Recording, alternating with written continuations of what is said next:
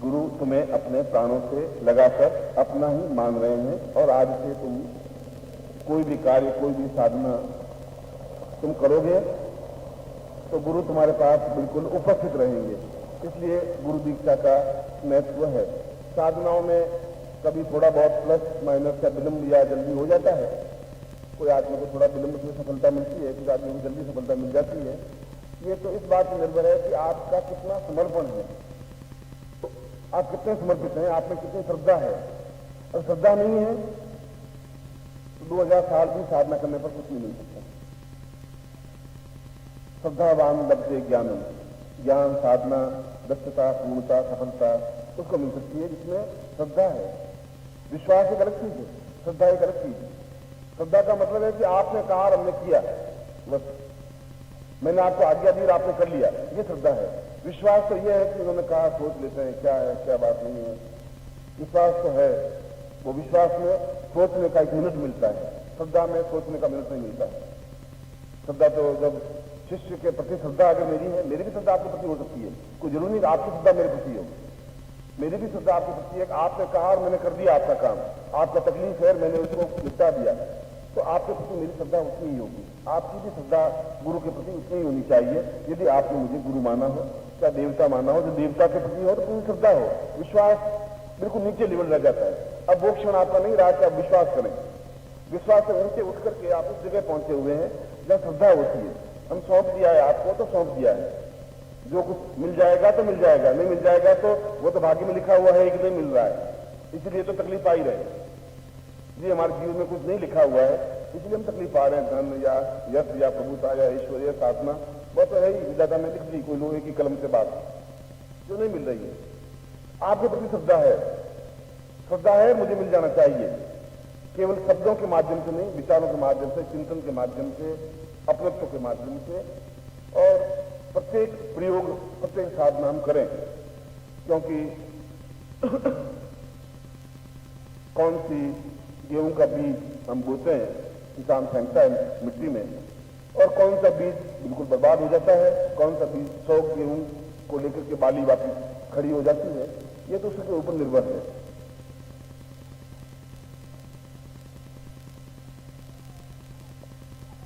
इसलिए इन साधनों में कौन सी साधना एकदम से क्लिक कर देगी और आपको सफलता दे देगी। आवश्यक इस बात की ही है कि आपका और मेरा एक संबंध बना रहना चाहिए, और बना रहे केवल इसलिए नहीं कि मैं आपका गुरु हूं, इसलिए नहीं कि आप मेरे शिष्य हैं। शिष्य के आगे समर्पण का भाव आता है, शिष्य के आगे की स्टेज है। समर्पण का मतलब है कि अब मेरे पास कुछ है ही नहीं, न मेरे माँ है, बाप, भाई, बहन, मेरा कुछ नहीं है, ये केवल बंधन है। वो मुझे अपना बेटा मानते हैं, मेरा तो कुछ नियम नहीं है, मेरा तो गुरु है, बस खत्म। इतना समर्पण आए तो मैं तुम्हारे हृदय में अपने आप में लीन हो ही सकूंगा, होना ही पड़ेगा मुझे, क्योंकि आप में क्षमता है खींच करके अपने हृदय में लीन करने की।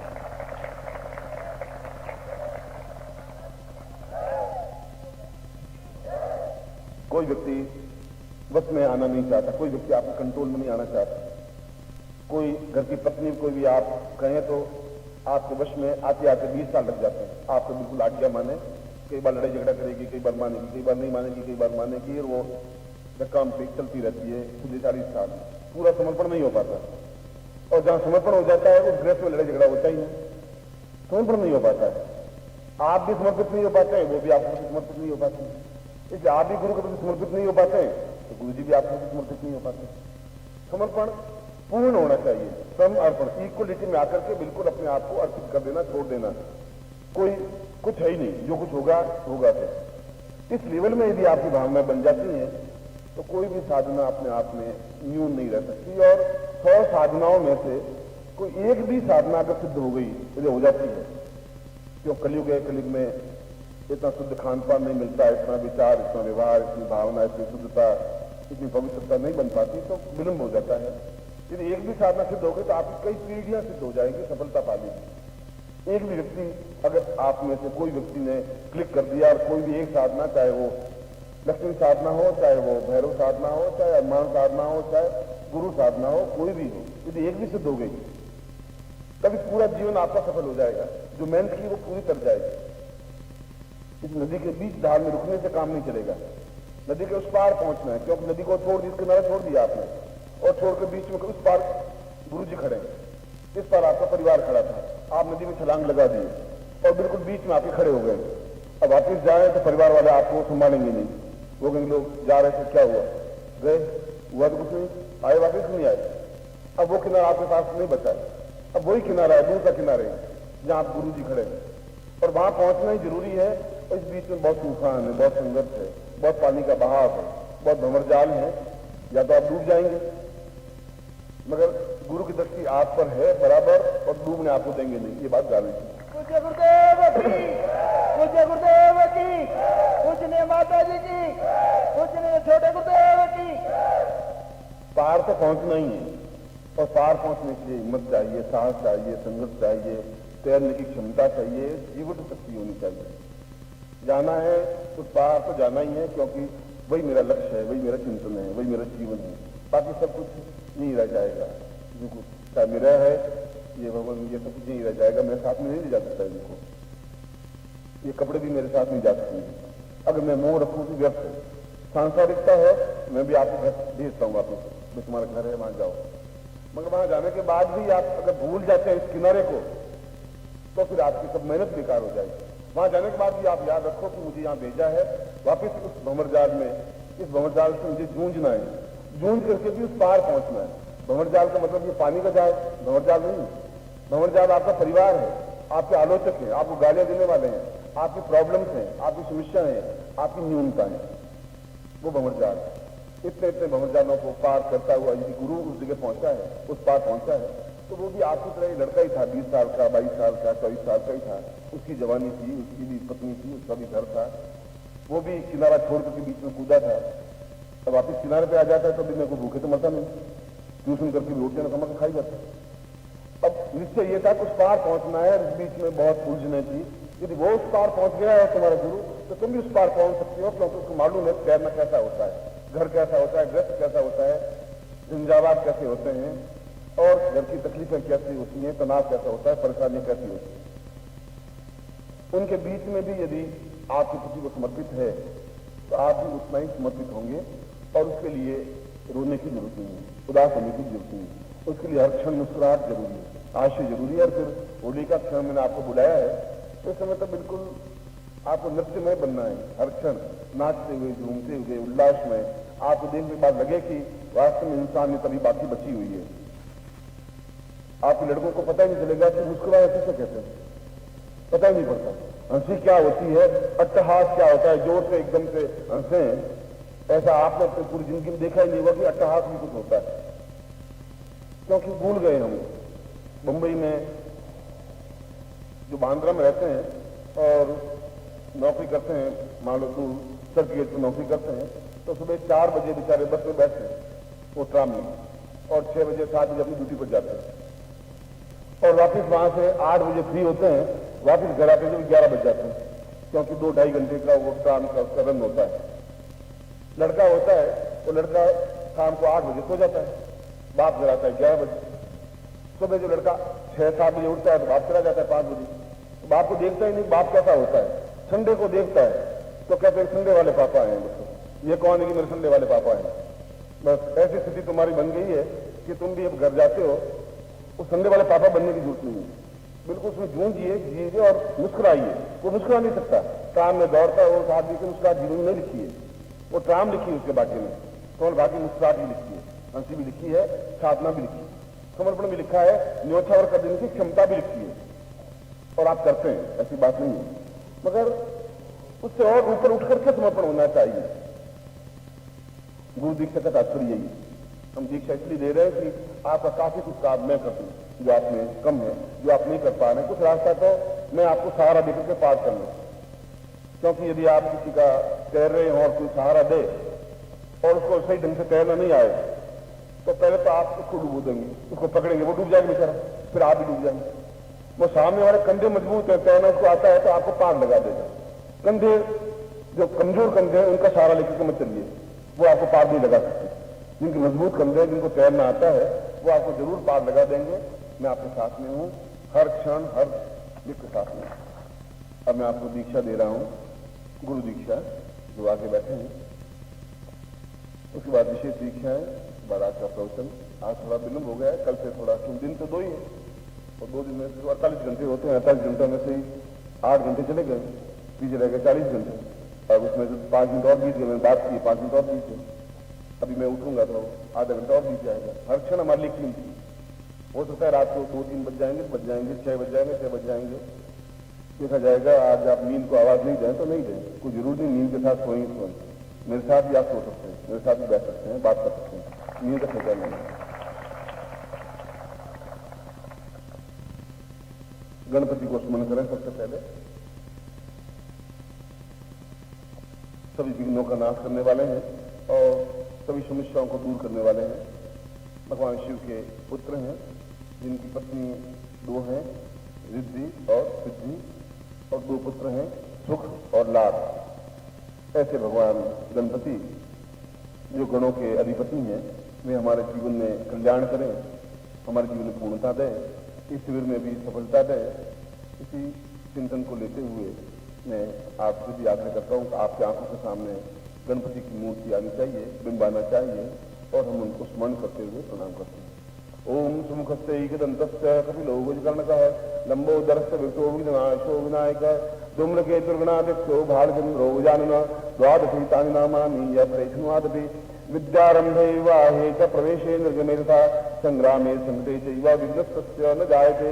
शुक्लांबरधरं देवं श्रीवर्णं चतुर्भुजं प्रसन्नवदनं ध्यायेत् सर्वविघ्नोपशान्तये। लाभस्तेषां जयस्तेषां कृतस्तेषां पराजय येषां देवऋष्यामो अजस्तोऽपि जनार्दन अभिप्सितार्थसिद्धर्थं पूजितो यन्त्राश्री सर्वविघ्न हरतस्मै गणाधिपतये नमः।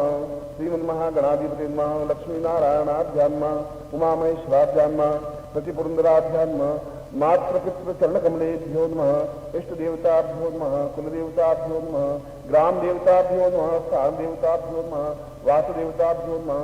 वाणीगणकृताभ्यान्मा प्रतिपुरन्दराभ्यान्मा सर्वेभ्यो देवेभ्यो नमः। सर्वेभ्यो ब्राह्मणेभ्यो नमो नमः। तत्प्रादु संकल्पम कुर्यातः। दाहिने हाथ में जल लीजिए, मतलब ऐसा विचार करिए कि मेरे हाथ में जल है। कभी हिमालय पर आपको ले जाऊंगा और वहां संकल्प भरवाऊंगा तो वहां तो पानी है नहीं, बर्फ है, जमी हुई बर्फ है, वो पानी बनता नहीं, जब तक सूर्य की धूप आएगी नहीं, बर्फ बनेगी नहीं। तो वहां पर एक भावना ली जाती है, हाथ में ऐसा है, मेरे हाथ में जल है, जल है, क्योंकि देवता है। दाहिना हाथ सामने हो।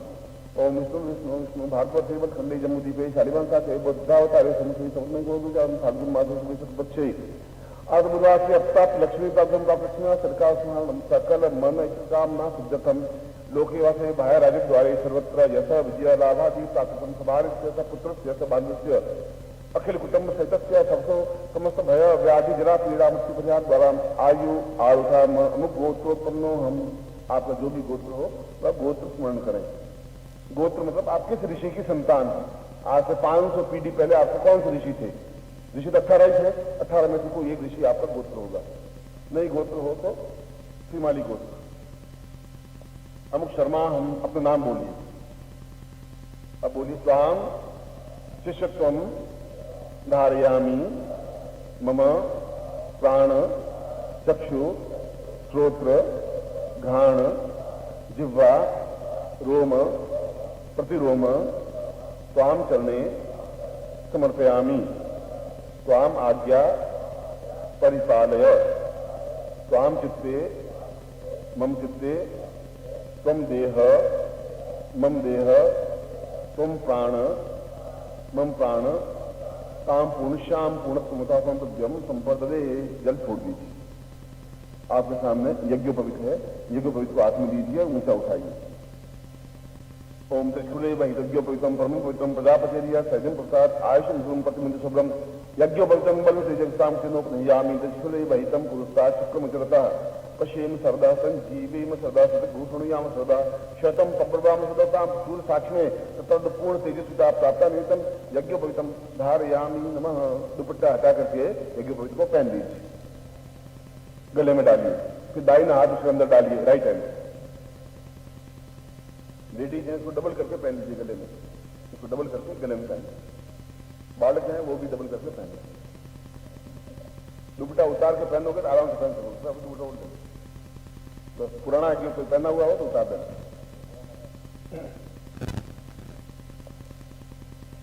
एतावली पर ब्रह्म धारणा जीर्ण त्याग परित्यागो गच्छ सूत्र था पूर्ण।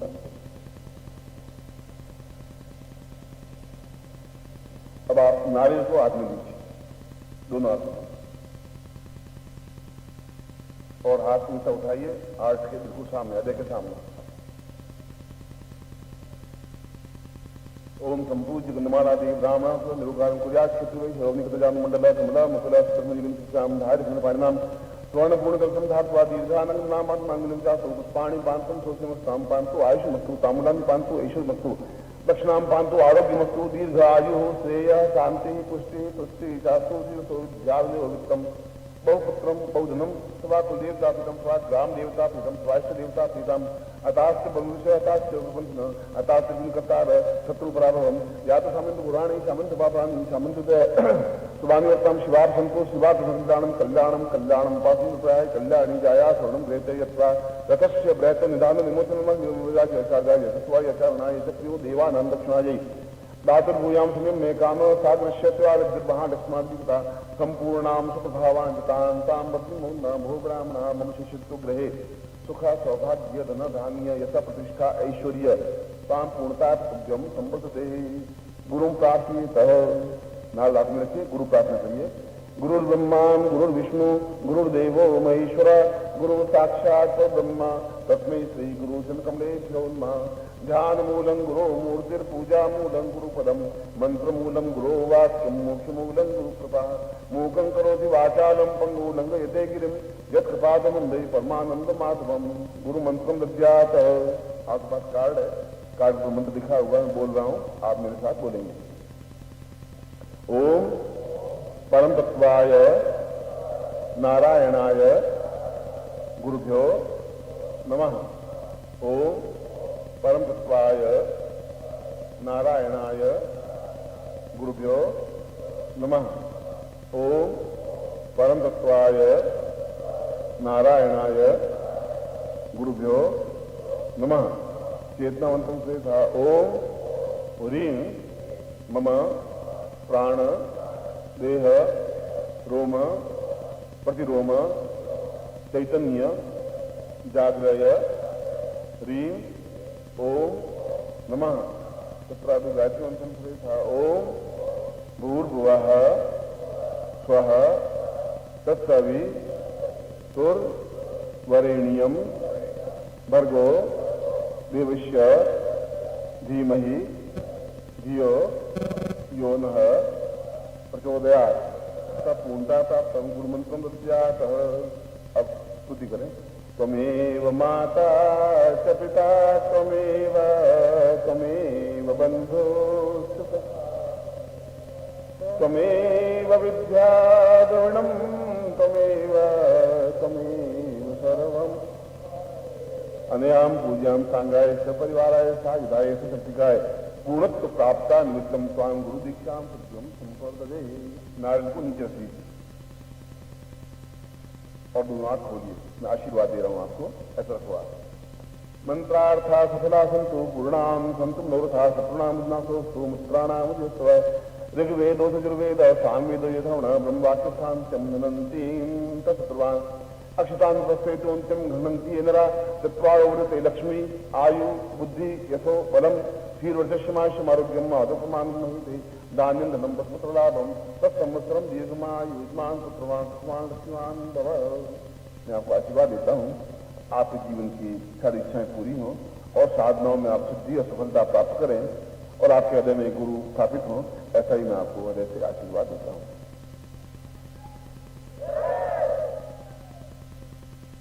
ये जो गुरु मंत्र है, इसकी आप 4 माला गुरु मंत्र जाप नित्य करेंगे, रोज 4 माला। इसलिए गुरु मंत्र जाप करना पड़ता है और करना चाहिए। दिन भर में हमसे चाहे अनचाहे झूठ निकल जाता है, सत्य निकल जाता है, बोलना पड़ता है, छल भी करना पड़ता है, कभी कभी झूठ बोलना पड़ता है। बाजार में भोजन खाना खा लेते हैं तो उनके जूते पहने हुए बनाते हैं, शुद्ध भोजन नहीं, शुद्ध पानी नहीं, और कभी कभी मुंह से गाली निकल जाती है। इन सब दोषों के परिहार के लिए 4 माला गुरु मंत्र जाप करने पर चित्त शुद्ध रहता है, साधना करने सफलता मिलती है। इसलिए इन 4 माला गुरु मंत्र से आपके जो दोष 24 घंटों में किए हुए हैं वे समाप्त हो जाते हैं। मगर अगर पिछले जीवन में और किए हुए 40 साल तक किए हुए तो कभी कभी ज्यादा भी माला मंत्र जाप कर सकते हैं। जैसे टाइम मिल जाए शाम को भी तो और भी 4 की माला, मगर 4 माला तो करनी कंपलसरी है, अनिवार्य है। यदि कभी बीमार हो जाए तो आज से धोखे कर सकते हैं, पलंग पे लेटे लेटे भी कर सकते हैं, चलते फिरते उठते बैठते बिना माला के भी कर सकते हैं। मगर उससे ही आपके जीवन के पाप और दोष कटेंगे। यदि मेरे भी मुंह से यदि कभी झूठ और सत्य निकल जाता है तो मुझे भी सुबह गुरु मंत्र जाप करना ही पड़ता है, क्योंकि रास्ता तो वही है। उसी से हमारा चित्त निर्मल रह सकेगा, उसी साधना में सफलता मिल सकेगी, उसी से पूर्णता प्राप्त होगी। जो शिविर में भाग ले रहे हैं और जिनके पास जो शिविर में भाग लेने वालों को पैकेट दिए हैं उसको अभी मैं पूजन करवाऊंगा पैकेट का। फिर कैसे मंत्र जाप होता है, होली की रात्रि को विशेष प्रयोग उस पर होगा और वह बहुत महत्वपूर्ण होगा, इसलिए आज पूजन अभी मैं इसका पूजन करवाऊंगा। गुप्त मनोवांछित शीघ्र कार्य सिद्धि साधना का पैकेट है और ये 3-4 तरीकों से होता है। गुरुनाथ का एक अलग स्टाइल है, अलग तरीका है, विश्राम का एक अलग तरीका है, मगर मनोवांछित वह कार्य हो ही, इसलिए गोरखनाथ प्रणीत जो साधना है वो ज्यादा महत्वपूर्ण है। होली की रात्रि को तो वह बहुत ज्यादा महत्वपूर्ण है। जो शिविर में भाग ले रहे हैं या अपना नाम लिखवाया है उन्हीं को वो पैकेट मिल रहा है। तो अभी भी प्रयोग होगा, मंत्र जाप होगा, फिर रात्रि को भी प्रयोग होगा, फिर कल होली की रात को विशेष उसके ऊपर कार्य होगा, इसलिए पैकेट थोड़ा ज्यादा महत्वपूर्ण है। बाकी साधनाएं भी, होली का पर्व ही अपने आप में एक महत्वपूर्ण पर्व होता है, क्योंकि ये एक ऐसे क्षण होते हैं, ऐसे दिन होते हैं जब वसंत ऋतु का प्रारंभ हो चुका होता है, सूर्य उत्तरायण की तरफ आ चुका होता है और अन्य जितनी भी साधनाओं के लिए जो श्रेष्ठ ग्रह नक्षत्र होते हैं, खासतौर से अनुराधा, हस्त और पुष्य, इन तीनों नक्षत्रों का परस्पर भेद होता है, वह केवल होली के अवसर पर ही होता है और 22-23 मिनट के लिए होता है। जो तीनों एक ही भेद में होते हैं, उसमें यदि किसी प्रकार की मनोवांछित कामना हो या कोई कार्य हो या कोई इच्छा हो या कोई साधना हो तो पूर्ण सफलता मिलती ही है।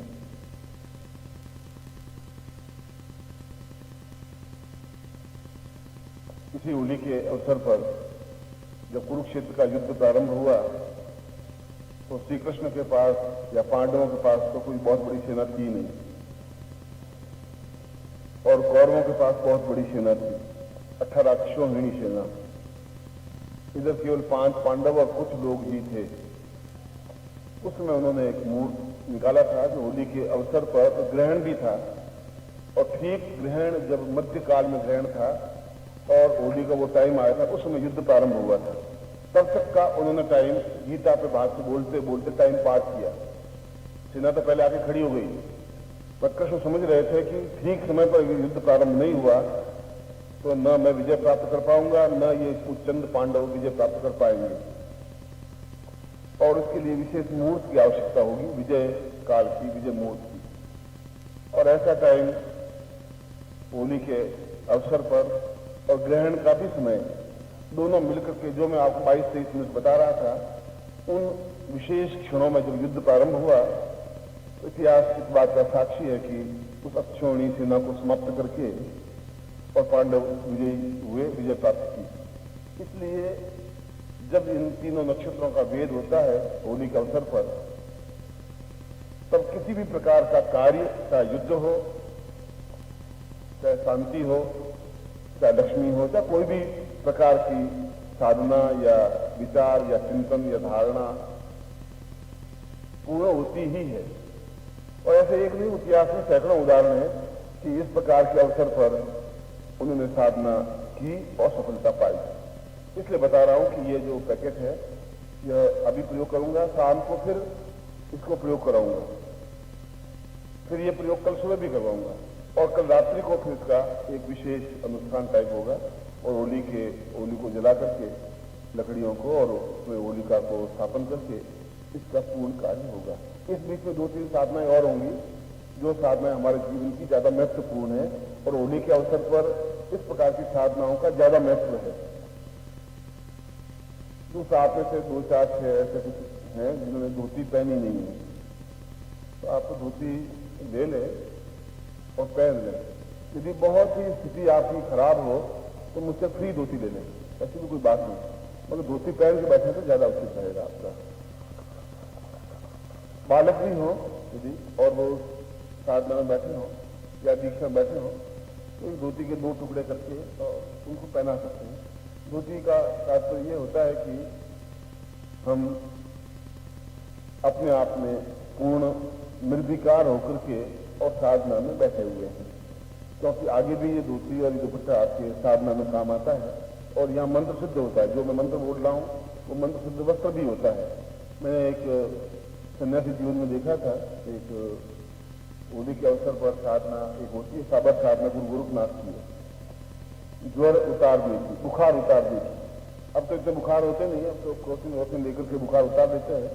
मैं आज से 40 साल पहले क्रोसिन वोसिन थी नहीं, तो काढ़ा बना करके काली मिर्च और तुलसी के पत्ते और ऐसा बना के खूब 2-3 घंटे तक उनको उबाल करके कुछ छान करके वो पिलाते थे, फिर बुखार उतरता नहीं था। उस सन्यासी ने गोरखनाथ प्रणीत व ज्वर उतारने का मंत्र सिद्ध कर रखा था और मैं देखता था कि वो कुर्ता उतार के रखता बीमार और वो मंत्र पढ़ता और मंत्र पढ़ने के बाद वो कुर्ता खुद बहुत हिलने थरथराने लग जाता है, जैसे उसके ऊपर बुखार आ गया तो लड़का बिल्कुल ठीक हो जाता है। इतने सिद्ध प्रयोग इस होली के अवसर पर भी होते हैं। बस एक मैंने उदाहरण दिया कि वस्त्र पर भी मंत्रों का प्रभाव होता है। एक चीज लेकर के हम अगर इस समय बहुत अच्छी अचकन और लखनवी कुर्ता फूलों का गजरा वगैरह पहन के बैठ जाए तो हमारी भावनाएं चिंतन बिल्कुल एक अलग होगा।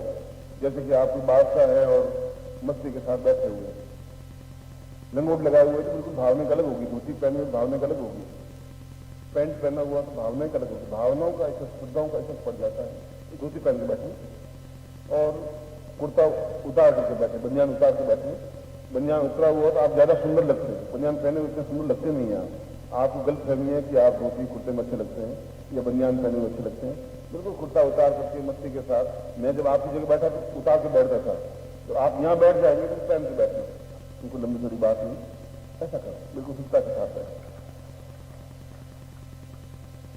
उसको आप ले लें, पैकेट को अपने सामने रख लीजिए।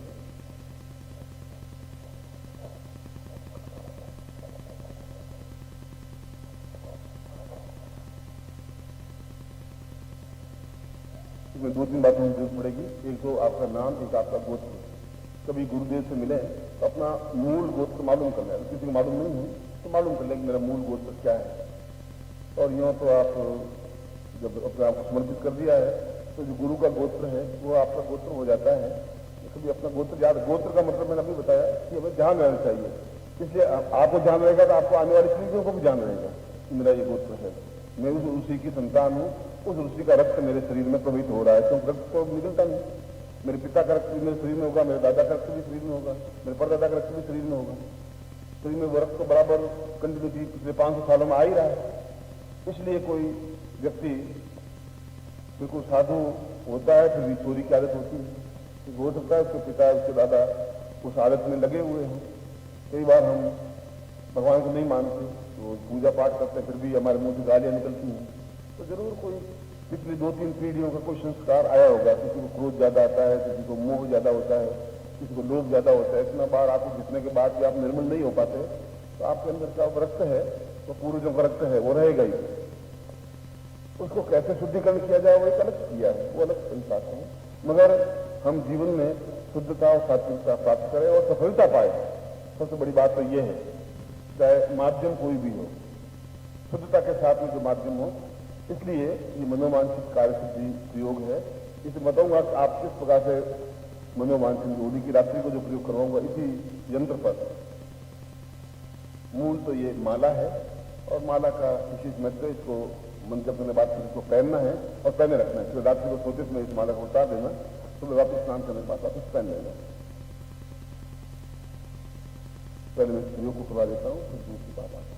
दिव्योत्तमां भूर्वसतां पदैव ज्ञानं च नैव भवतां भवनेत्ररूपी दिव्यो सदा प्रणतमेव सदा प्रणम्यं गोरक्षपूर्णसहितां सहितं सदैव। मेरे जीवन में भगवान शिव के अंशीभूत अवतार गोरखनाथ, जिन्होंने संन्यास की उच्च परंपरा कायम की और ज्ञान और चेतना को शिष्टता तक पहुंचाया, वे मुझे इस साधना में पूर्ण सफलता प्रदान करें, क्योंकि वे स्वयं भगवान शिव हैं, शिव के अंशीभूत स्वरूप हैं, साक्षात शिवमय हैं। इसलिए उनको मैं और अपने पूर्वज ऋषि को भी सामने रखकर कि वे अपने आप पे गर्व कर सकें कि उनकी पीढ़ी आज इस साधना में बैठी है, इसलिए उनके जीवन में पूर्णता प्राप्त हो। ऐसा ही मैं आपको हृदय से आशीर्वाद देता हूँ। आपके जीवन में ये साधना पूर्णता से और सफलता की ओर अग्रसर हो, ऐसा ही आपको हृदय से आशीर्वाद देता हूँ। संकल्प कर लीजिए, हाथ में जल लीजिए। ओम बार ठंडे जमुदी के शर्मा। आपके पास पंचपत्र आचनी होनी चाहिए, काउंटर पर है, और ये अगले 200 साल तक काम आएगी। घिसी तो है नहीं, खराबी होती नहीं। आपके पास जल हो, एक पंचपात्र हो, एक आचनी हो, एक पात्र हो, 3 तो होनी चाहिए और काउंटर पर होने चाहिए। ये हो तो आप इसको लीजिए, क्योंकि हर बार पूजा में ये पवित्र स्थान काम आएगा। बात वर्ष से बरकत जमुदी के शालिवान साके बहुत ज्यादा समझने को होता है। फाल्गुन मास में किसी होगी बुधवार से प्राप्त दक्षिण पश्चिमा से प्राप्त सकलम श्याम नाशम लोके वासी भाड़ा के द्वारा सर्वत्र यथा विजय लाभादी प्राप्त भारत पुत्र से सवानुष्य अखिल कुटुंब सहित सबसो समस्त भय जागरा पीड़ावर्ती प्रहार द्वारा आयु आरोग्य यथा अनुकामना सिद्धाय मनोवांछित कामना सिद्धाय गुरुनाथ प्रणीतम था हम संपर्क दे छोड़ दीजिए। एक बार फिर आदमी जल दीजिए। हम अमुक गोत्रोत्पन्न, हम अपना गोत्र सुन करिए। अमुक शर्मा, हम अपना नाम बोलिए। राम पूजा मम समस्त सुखा सौभाग्य धन धान्य यथा प्रतिष्ठा ऐश्वर्य प्राप्ता निमित्तम मनोवांछित साधनाम सिद्धि प्राप्ता निमित्तम गुरु हृदयार बिंदम स्थापितम साहित्य संपर्क छोड़ दीजिए। सूर्य को प्रणाम करिए दोनों हाथ उठा के। ओम त्रिशुदेव हितम पुरुषा चुकमुचरता पिशेम श्रद्धा संजीवेम सदा सतभूषणयाम सदा सत्यम पब्रवाम सदम आकर्षण निवेशन हिरण्यन सीता देवो याति होनान दसों दिशाओं को प्रणाम कीजिए पूर्व। एवं निंदा पूर्वात्मान सकृते कल्याणताम समस्त देवताभ्यो इंद्र यम सा नृत्य वर्णाम सा पुरुषा पूर्णत्व प्राप्ता तुम सा सभ्यम संपर्क आप नीचे कर लीजिए। अब आप यंत्र लीजिए और यंत्र के ऊपर माला रखिए। यंत्र बाएं हाथ में लेना, लेफ्ट हैंड में, आपका वो हाथ लेफ्ट है, बाएं हाथ, उसके ऊपर माला रख दीजिए और फिर दोनों हाथों से बंद, एक हाथ से बंद कर दीजिए उसको। संपुटी से अंगूठे से अंगूठा मिला हुआ हो, तर्जनी से तर्जनी, मध्यमा से मध्यमा, अनामिका से अनामिका, कनिष्ठिका से कनिष्ठिका, इस प्रकार से होना चाहिए। और हाथ थोड़ा इस घुटने पर नहीं हो, इसे ऊंचा उठा हुआ। मैं इसको आपके नाम से, आपकी गोत्र से आपके लिए मंत्र सिद्ध कर रहा हूँ, प्राण संजीवनी क्रिया कर रहा हूँ, जिससे कि आपके लिए उपयोगी हो सके यंत्र आने वाली पीढ़ियों के लिए भी। ओम दीर्घो तस्मान दीर्घोताम पूर्वा निर्भो सा प्रभाम पूर्वश्याम दीर्घो कल्याणताम पूर्वा तस्मान पूर्वा सरसिंतिम कल्याणताम दीर्घो दीर्घो दीर्घो पश्याम आत्मानी पूर्वा धूति वाय वसुदेवो वसविता प्राण क्रमणापिया इंद्राय भागम प्रजापति आत्मा मवधिष्ठमा ध्रुवाग्नि गोपतुषिया तब वीर यजमान से पशुन पाही पूर्ण ताम अपमान सक्रिय करना। अमुक गोत्रोत्पन्नो, हम अपना गोत्र बोलिए या जाति बोलिए, कुछ भी। अमुक शर्मा, हम अपना नाम बोलिए।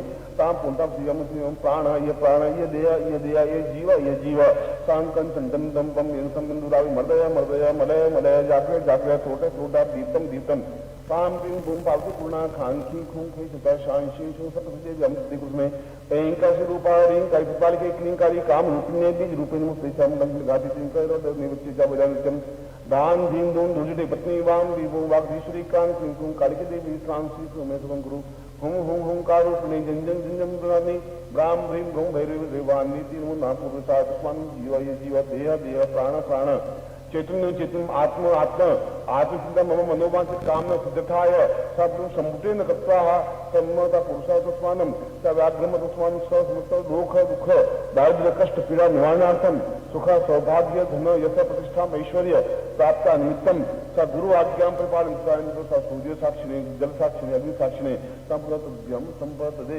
इसको खोल करके आंखों से लगा दीजिए और यंत्र को नीचे रख दीजिए और माला को अपने गले में पहन लीजिए।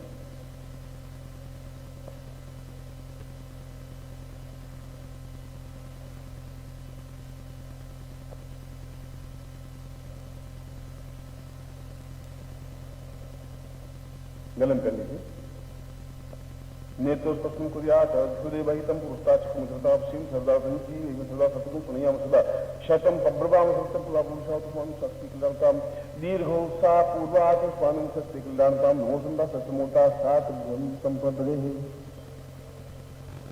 इसके लिए एक मंत्र है, वो मंत्र कॉपी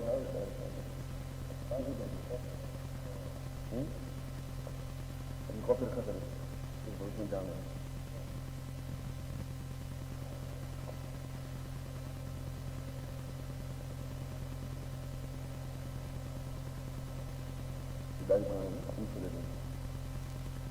इसमें केवल 3 अक्षरों का 3 बीजों का मंत्र है, छोटा सा मंत्र है। ये बोर्ड पर वहां बोर्ड लगा हुआ है पानी की टंकी के पास में, उस पर लिख देंगे। इसका उच्चारण मैं करवा देता हूं क्योंकि मंत्र गुरुमुख से प्राप्त होना चाहिए। तो किताबों में लिखा हुआ उसका उच्चारण बिल्कुल मारो। किताब आपको ये नहीं बता सकती कि इसका उच्चारण क्या है, किस प्रकार से बोलना है। इसलिए गुरुमुख से मंत्र लेने की आपके पास पन्ना या डायरी होनी चाहिए, जिससे ध्यान रहेगा आपको। बोलिए एंग क्रीं थ्रीं। देखिए अब इसके 2 उच्चारण हुए। मैंने बोला एंग क्रींग श्रींग, आप ऐसा बोल सकते हैं एम क्रीं थ्रीं, वो गलत है। म की ध्वनि नहीं होगी, ग की ध्वनि होगी। वापिस अभी मंत्र दे रहा हूं आपको। एंग क्रीं थ्रीं, एंग क्रीं थ्रीं, एंग क्रीं थ्रीं। ये मंत्र को आप कल सुबह, आज रात को जब मैं आऊं उससे पहले एक माला मंत्र जाप आपका हो जाना चाहिए, और या 4 माला मंत्र। इस माला से जो आपको माला दी है, इस माला से 20 मिनट से ज्यादा लगेंगे नहीं। तो जब आप अभी दोपहर को मैं फ्री करूंगा, फिर आप जब बैठे तो 4 माला मंत्र जाप इस मंत्र की कर दें। एंड बोर्ड पे लिखा हुआ होगा, और 4 माला इसी माला से, जो माला मैंने आपको दी है, इस माला से मंत्र जाप आपको करना है।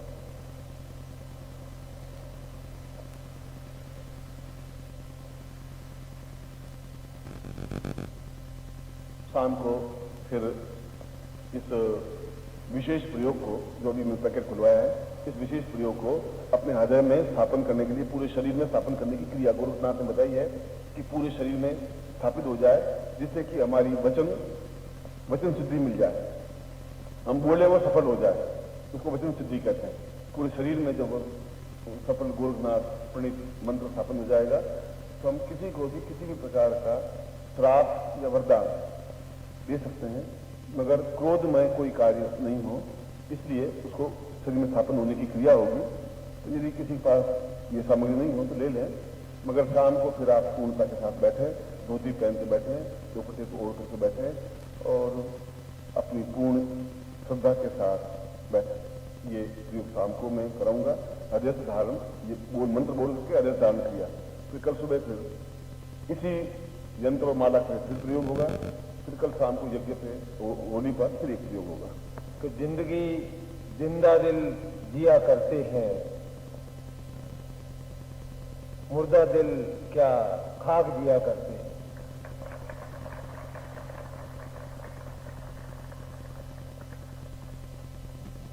और जब मैं जिंदा दिली नहीं देखता हूं, जोश नहीं देखता हूं, उत्साह नहीं देखता हूं,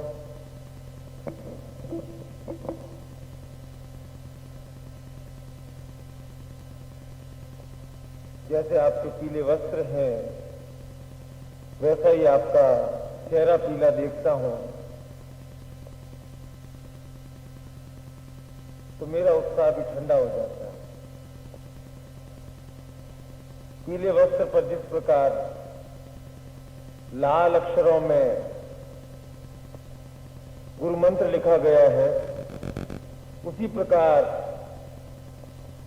आपके चेहरे पर गुरु मंत्र की लालिमा निरंतर छाई रहेगी, तभी तो आपका चेहरा दैदीप्यमान हो सकेगा। मुरझाए हुए चेहरों से, मुंदी हुई आंखों से आकर्षणहीन जीवन से जीवन नहीं जिया जा सकता, जीवन काटा जा सकता है,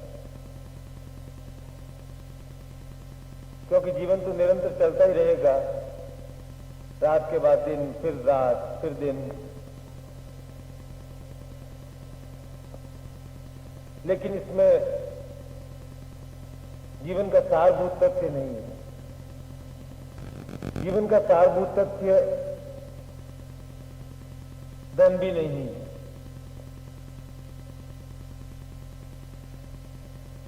जीवन का सारभूत तथ्य बलवान शरीर भी नहीं है। जीवन का सारभूत तथ्य केवल और केवल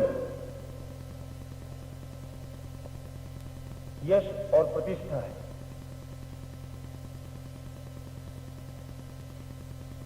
और यश और प्रतिष्ठा केवल यदि आपके शरीर में, जीवन में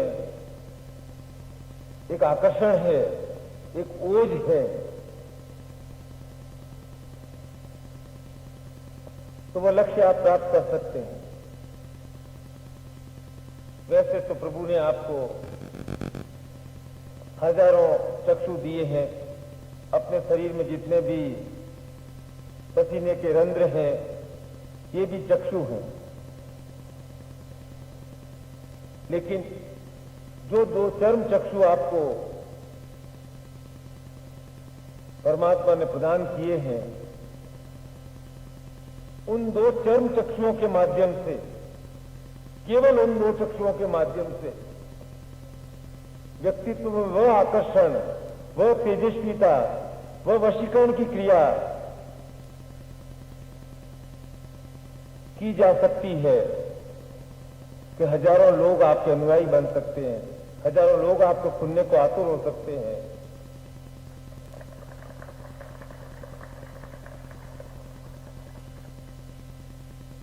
देवहरा बाबा हो या महाअवतार बाबा जी हो, पंडित गोपीनाथ कविराज जी हो, और भी जो बड़े बड़े संत महापुरुष जो भी हुए हैं, देवहरा बाबा तो बड़े ही कृष्णकाय थे, लेकिन उनकी आंखों में इतना तेज था कि सामने वाला आंख से आंख मिलाकर के बात नहीं कर सकता था। और जब मैं दीक्षा के समय बार बार कहा जाता है कि तुम गुरुदेव की नेत्रों की ओर देखो, तो मुझे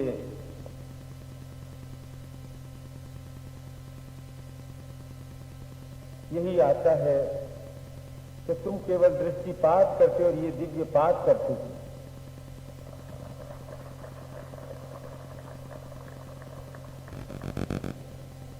केवल तुम्हें कहा जाता है कि 2 मिनट इन नेत्रों में देखो। इन नेत्रों की जो अग्नि स्फुलिंग है, उसे अपने जीवन में ग्रहण कर लो,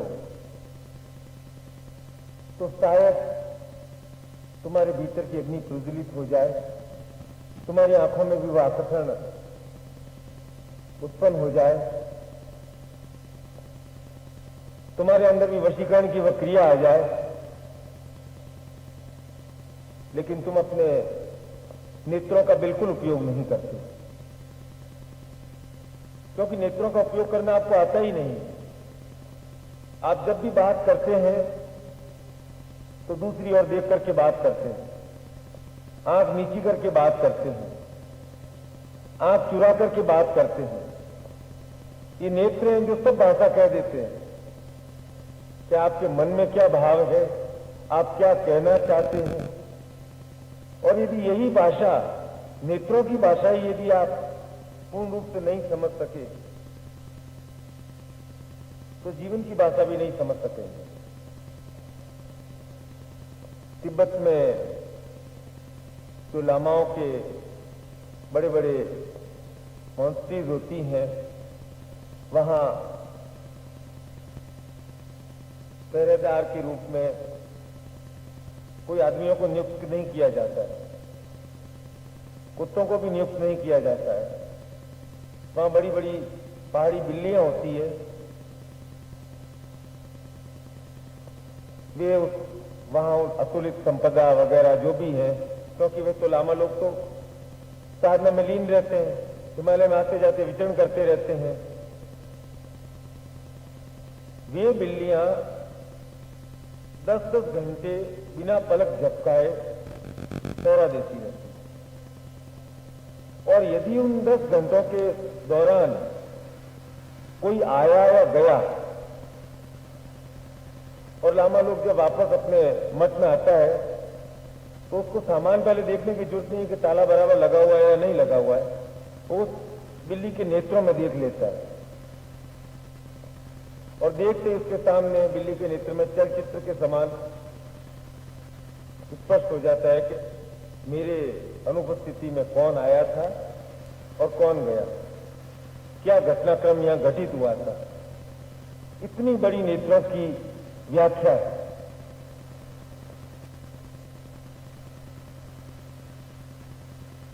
यहां मैं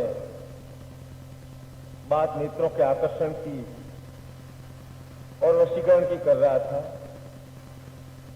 जो क्रिया नेत्रों द्वारा संभव है वह नेत्रों द्वारा ही हो सकती है। उसमें आप चाहे कितनी पहलवानी करें, उससे कुछ नहीं होगा।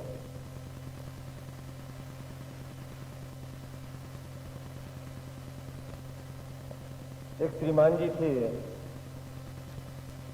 उन्हें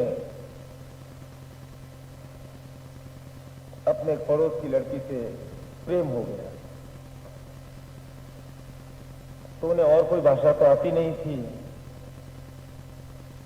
वो सुबह सुबह अपनी छत पे जाते और छत पे उन्होंने वेट लिफ्टिंग का सामान रखा हुआ था। रोज 100 बार 200 बार वेट लिफ्टिंग की क्रिया करते।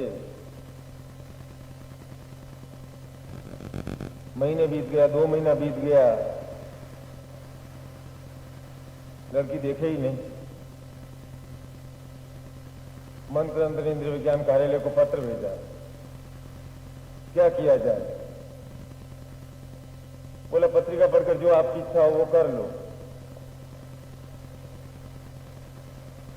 पत्रिका में उसने कहा कि बिल्ली की नाल का एक प्रयोग लिखा हुआ है, बिल्ली की नाल को मंत्र सिद्ध करके यदि जमीन में गाड़ दिया जाए और उसके ऊपर प्रेमी का पैर रख करके कोई स्त्री चले चले तो मोहित होकर के पीछे पीछे आ जाती है। लिखा हुआ था पुराने ग्रंथों में, इसलिए उसने कहा उसने गाड़ दी। दीवार के पीछे छिप करके से देखता रहा, क्या प्रेमिका ठीक 10:30 बजे निकलती है, पैर उसका वहां पड़ेगा ही पड़ेगा। वो निकली बेचारी, उसके भी तो कॉलेज का टाइम था। था करती निकली और सैंडल उसके ऊपर रखा और आगे चलती बनी। उसने सोचा अब तो ये रुक जाएगी, सीधी दौड़ी दौड़ी मेरे पास आएगी। कुछ क्रिया नहीं हुई। आया भाई, मिलने आया मेरे पास। मैंने कहा तू कहां था उस टाइम? बोला मैं तो कोने में दीवार के पीछे छिप करके खेत था, उसमें से देख रहा था। मैंने कहा मूर्ख, भगवान ने तुझे 2 नेत्र दिए हैं, इन दो नेत्रों का उपयोग कर फरात करती का जाओ प्रेमिका के पास, उसके नेत्रों में देख, उसके नेत्रों में देख करके बोल कि मैं तुमसे प्रेम करता हूं। मंत्र जब से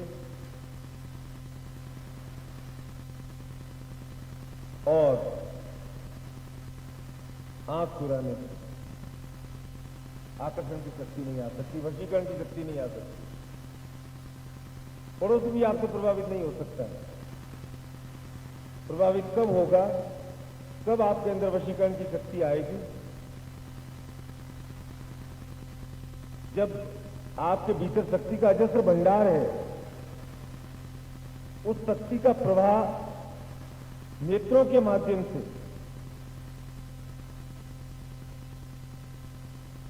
दूसरों पर आप प्रवाहित करेंगे। और यही आकर्षण का, वशीकरण साधना का मूल आधार है। और इस आधारभूत तथ्य को समझने के लिए निश्चय ही कुछ क्रिया करनी पड़ती है। निश्चय ही उन नेत्रों में कुछ अग्नि भरनी पड़ती है। और यदि आप में आकर्षण और वशीकरण की शक्ति आ गई तो सम्मोहन तो बहुत छोटी बात हो जाती है।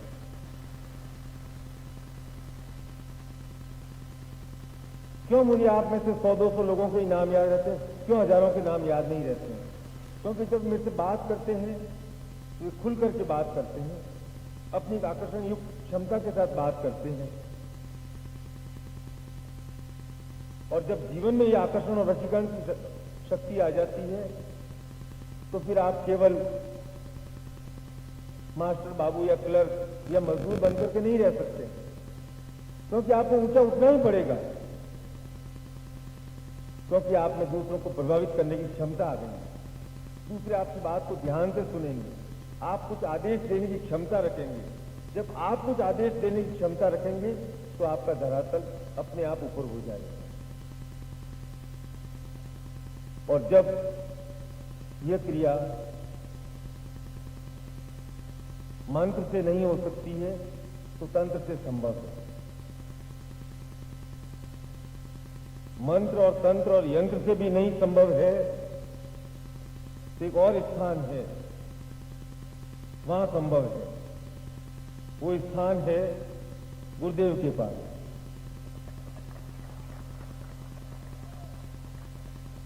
वहां कुछ असंभव है ही नहीं।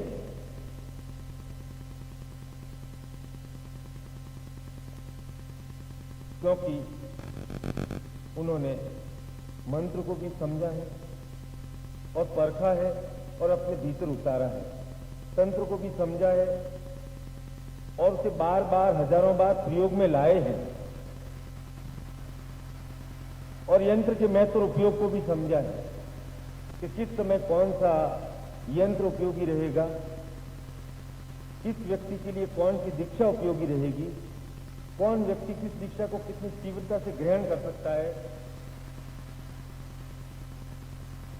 ये तो अपने नेत्र खुले रखते हैं। आप उन नेत्रों से, उन शक्ति से कितना प्राप्त कर सकते हैं, ये बहुत कुछ आप पर निर्भर करता है। निबंधन की पूर्ति मैं इतना विश्वास अवश्य दिलाता हूं कि वह 1 किलो शक्ति में आपके नेत्रों में भरकर इस बार आपको घर में भेजूंगा, यह मैं वादा दिलाता हूं। जय गुरु। कर्तव्यं वतां भक्ति सदैव सूर्यं साध्यं शताब्द परिपूर्णमदेव तुल्यं जीवन्त लक्ष्मी धनधान्य यशः समृद्धिं प्रेमत्व प्रेम परितां परिसन्ति सूर्य। यह श्लोक मैं शंकर भाष्य का बोल रहा हूं। शंकराचार्य जैसा व्यक्ति यदि ये लिखता है, एक सन्यासी, पूर्ण सन्यासी, आदमी सन्यासी लोग उनकी मर्यादा के अनुसार चल करके अपने आप को आंकते हैं कि मैं कितना सन्यासी हूं, कि उन्होंने अपनी जिंदगी में सन्यास की उच्चतम स्थिति बनाई। ये बताया कि सन्यास क्या होता है, किस प्रकार का होता है। उस व्यक्ति ने भी ये लिखा कि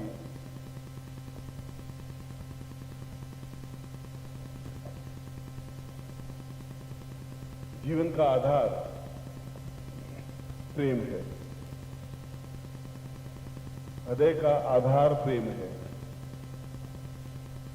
सफलता का आधार प्रेम है, भक्ति और साध्य और साधन का आकार प्रेम है। और यदि जीवन में